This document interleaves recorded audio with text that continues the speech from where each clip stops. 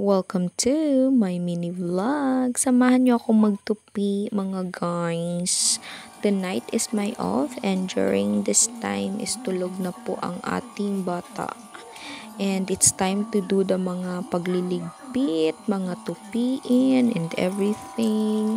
Ayan, nagre-refill din ako ng tubig kasi parang wala akong inom the whole day. Sana wag bumalik ang ating UTI, mga sis.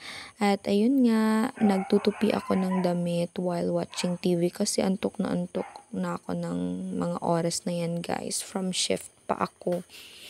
Ay, talagang hindi ko to matatapos during the day and I don't do mga tupiin during the day kasi very active na si Arlo.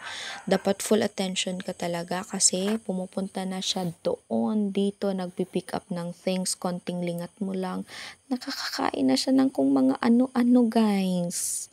At ayan, I know makaka-relate din ng mga kapwa ko moms, especially mga working moms na makakapag me time lang tayo and makakapagtupi, makakapagligpit during the night pagtulog ang ating mga baby loose.